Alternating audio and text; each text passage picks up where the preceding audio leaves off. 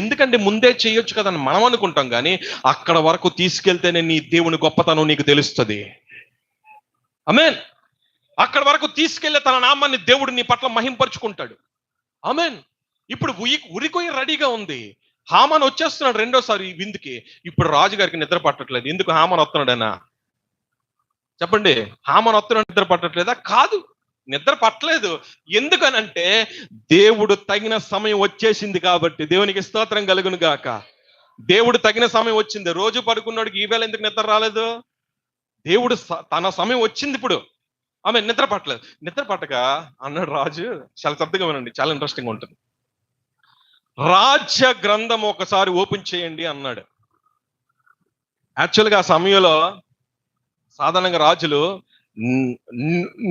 నాట్యం వాడే నాట్యకత్తలకు తీసుకుని రండి, నా ముందు డ్యాన్స్లు వేయించండి, లేకపోతే ఇంకొక కోరికలు కోరేవారు ఉంటారు. కానీ ఈ రాజు అన్నాడు, రాజ్య గ్రంథము, రాజ్య సమాచార గ్రంథం ఒకసారి విప్పండి అని అన్నాడు. విప్పిన వెంటనే మొర్దెకై అనే ఒక వ్యక్తి రాజు ప్రాణాలు కాపాడాడు, ఇద్దరు చంపేద్దాం అనుకున్నప్పుడు అనే అదే సందర్భం ఓపెన్ అయింది. దేవునికి స్తోత్రం కలుగును గాక. రాజు ఆ రోజు అక్కడ మర్చిపోయాడు. అరే, నా ప్రాణాలు కాపిన ఎవరా సమాచారం చెప్పారు, ఎవరా వ్యక్తి, ఎవరా యూదుడు అన్న సంగతి అక్కడ మర్చిపోయాడు. అక్కడ ఎపిసోడ్ అయిపోయింది.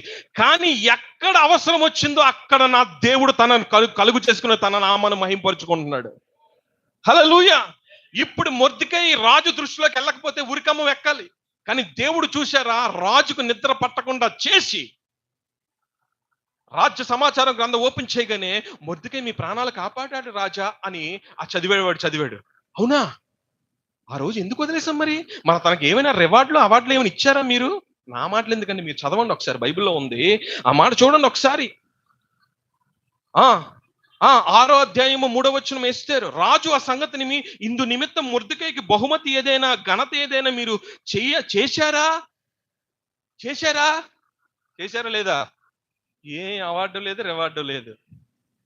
కానీ నా దేవుడికి తెలుసు ఎప్పుడు అవార్డు ఇవ్వాలో, ఎప్పుడు రివార్డు ఇవ్వాలో. దేవునికి స్తోత్రం కలుగును గాక. కొన్నిసార్లు నేను అంత కష్టపడ్డానండి, ఒక అవార్డు లేదు, ఇది లేదండి. హల్లెలూయా. నీకంతకన్నా గొప్ప రివార్డు దేవుడు సమయం వచ్చినప్పుడు ఇస్తాను నీకు. నీవు నమ్మితే. సాధారణంగా నీ తన నమ్ముకునే బిడ్డలకు ఎప్పుడు కూడా దేవుడు సాధారణంగా చేయడానికి ఇష్టపడ్డాడు. అసాధారణమైన కార్యం నీ పట్ల చేయడానికి దేవుడు ఇష్టపడతాడు. అసాధ్యం అనుకునేది సాధ్యపరచడానికి దేవుడు ఇష్టపడతాడు నీ జీవితంలో చాలాసార్లు. ఆమేన్. హల్లెలూయా. సరే, హామాను బయలుదేరాడు. అమ్మా రాణి ఇస్తారమ్మా, నన్ను మళ్ళీ పిలిచింది, వెళ్తున్నాను. ఈ రోజు కూడా మంచిగా ఆరగించి మళ్ళీ వస్తాను, నీతో ఆ సమయం గడుపుదాం, మనం మాట్లాడదాం, ఓకే రైట్ అని బయలుదేరాడు. ఇప్పుడు రాజుకు నిద్ర పట్టలేదు. రాజ్య గ్రంథం ఓపెన్ అయితే మొర్దెకై యొక్క సమాచారం బయటకు వచ్చింది. మొర్దెకై ద్వారా రాజు ప్రాణాలు కాపాడబడ్డాయని సంగతి బయటకు వచ్చింది. అందుకు రాజు అంటున్నాడు, మొర్దెకైకి మనం ఎందుకు అవార్డులు ఇవ్వలేదు, ఆ సమయంలోనే చేయవలసింది, ఓకే రైట్. ఈ లోపు బయట ఏదో చప్పుడు వినబడుతుంది. అప్పుడు రాజు అన్నాడు, తలుపు దగ్గర ఎవరు ఉన్నారు ఏంటి చూడండి వెళ్ళి. తలుపు తీగానే హామాను రెడీగా ఉన్నాడు అక్కడ. హామాను ఉన్నాడు అక్కడ. రాజా, మీ కుడికొచ్చి హామాను వచ్చి ఉన్నాడు. సరే, లోపల పంపించు. హామాను ఏం చెప్పాలని వస్తున్నాడు తెలుసా లోపలికి? రాజా, ఆ మొర్దెకైని చంపేద్దాం. యాక్చువల్గా ఈ సిచ్యువేషన్ ముందే జరిగింది. యూదులందరినీ కూడా సంహరించేద్దాం అని చెప్పేసి ముందే ప్రాణం రాజు దగ్గర ఆమోద ముద్ర పొందుకున్నాడు. రైట్, అయిపోయింది, చంపేద్దామని. ఇప్పుడు హామాను లోపలికి వచ్చి మొర్దెకైని చంపేద్దాం అన్న చెప్పడానికి ముందుకు వస్తాడు. మరి రాజు తర్వాత వీడు మాట్లాడాలి, ముందే మాట్లాడడానికి అవ్వదు కదా. ఈ లోపు తలుపు తీసుకొని లోపలికి వచ్చిన తర్వాత రాజు అంటున్నాడు, రాజు ఒక వ్యక్తిని ఆనర్ చేయాలంటే, గనపరచాలంటే ఏం చేస్తే బాగుంటది హామాను అని చెప్పి రాజు ఏమో హామాను అడుగుతున్నాడు. హామాను అనుకుంటాడు, నన్ను కాకపోతే ఇంకేమన్నా కనపరుస్తాడు రాజు. నేను ఎంత కష్టపడ్డాను ఇతని కోసం, నన్నే కనపరుస్తాడు కదా. రాజా, నీ చేతికున్న ఉంగరం పెట్టాలి, నువ్వు ఎక్కిన రథం ఎక్కాలి, గుర్రం ఎక్కించాలి, రథం ఎక్కించాలి, ఊర్లో ఊరేగించాలి. ఎందుకు? తనకే అనుకుంటున్నాడు, గొప్పగా చెప్పేస్తున్నాడు అన్ని. తనకే అనుకుని గొప్పగా చెప్పేస్తున్నాడు అన్ని. ఓకే, బాగా చెప్పు హామాన్. అయితే బయట తలుపు దగ్గర ఉన్న మొర్దెకైకి ఈ ఊరేగింపు చెయ్యి అన్నాడు. వెంటనే కోపం మీద కొట్టినట్టు అయిపోయింది హామాను గడికి. ఏంటి రాజా, మళ్ళీ చెప్పు, చెవి వినపడట్లేదు.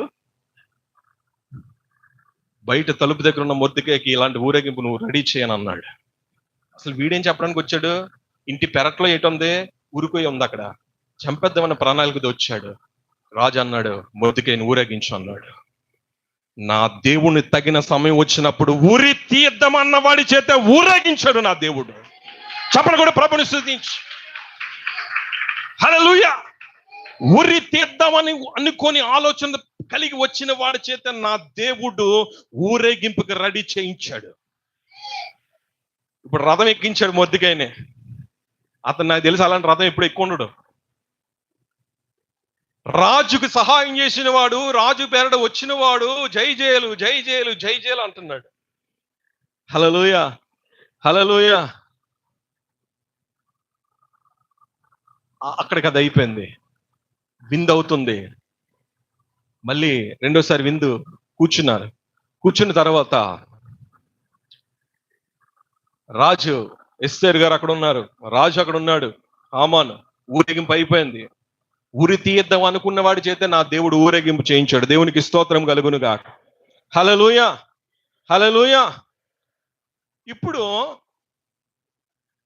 హామాను మొర్దెకైని ఉరి తీయించేద్దాం అనుకున్నప్పుడు ఎస్తేరు ఇప్పుడు రెండోసారి విందు చేయించినప్పుడు, మొదటిసారి విందు కూర్చున్నప్పుడు ఆమె ఏమి చెప్పలేదు.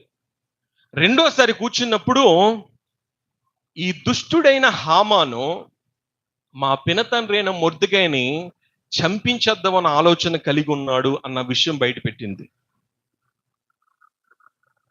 యాక్చువల్గా చెప్పాలంటే ఒకసారి ప్రైమ్ మినిస్టర్ ఒక ఆలోచన తీసుకున్నాడంటే దానికి ఫైనల్ డెసిషన్ గా ప్రెసిడెంట్ ఆఫ్ ఇండియా అంటే రాష్ట్రపతి ఆమోద ముద్ర వెయ్యాలి.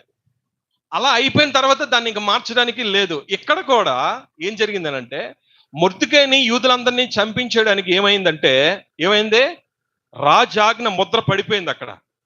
ఇప్పుడు రాజు ఎస్తేరు చెప్పింది మొర్దెకైని మా పినతండ్రిని చంపించేద్దాం అనుకున్నాడు ఈ దుష్టుడైన హామాను అని అంటే, రాజు గొప్ప కోపంతో బయటకు వచ్చేసాడు తలుపు తీసుకొని. ఎందుకు? ఆమోద ముద్ర పడిపోయింది చంపాలని. కానీ ఇప్పుడేం జరిగింది? మొర్దెకై ఏమో రాజుకి ఎలక్ట్ చేశాడు, సహాయపడ్డాడు. ఈ రాజు ఏమో ఈ విషయం విని బయటకు వచ్చేసాడు, మొర్దెకైని చంపాలని కోపంతో బయటకు వచ్చాడు. వచ్చేసిన తర్వాత అమ్మా నీ గురించి ఏదో గొప్పగా అనుకోనా, నువ్వేంటి నా కోసం ఎలా చెప్పిస్తావని ఈ హామాన్ ఏమో ఎస్తేరు ఒక కాలు పట్టుకోవడానికి ఇలాగ వెళ్తుంటే ఆమె ఇలా వెనక్కి వెళ్ళిపోతుండేది. ఈ లోపు మళ్ళీ రాజు లోపలికి వచ్చాడు. నా ఎదుటనే రాణి మీద నువ్వు అలా అఘాయిత్యం చేస్తావు అని చెప్పేసి ఏం చేశాడు? మొర్దెకై కోసం ఏ ఉరికమ్మ అయితే రెడీ చేయించాడో వీడిని అక్కడికి తీసుకెళ్ళి ఊరేయించాను అన్నాడు. దేవునికి స్తోత్రం కలుగునుగా. చప్పలు కూడా ప్రభుని స్తుతించండి. హల్లెలూయా హల్లెలూయా. ఉరి తీద్దామన్న వాడి చేత ఊరేగింపు చేయించిన దేవుడు అదే ఉరికంబానికి వాడే గతి అయినట్లు నా దేవుడు చేశాడు. హల్లెలూయా.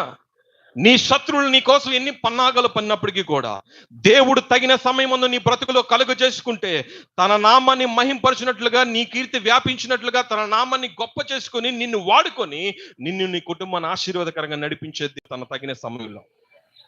హల్లెలూయా హల్లెలూయా. అందుకే యేసన్న గారు ఒక పాట రాశారు, నీ ప్రజల నెమ్మదికై రాజాజ్ఞ మార్చింది నీవేనని. చూసారా ఆ పాట?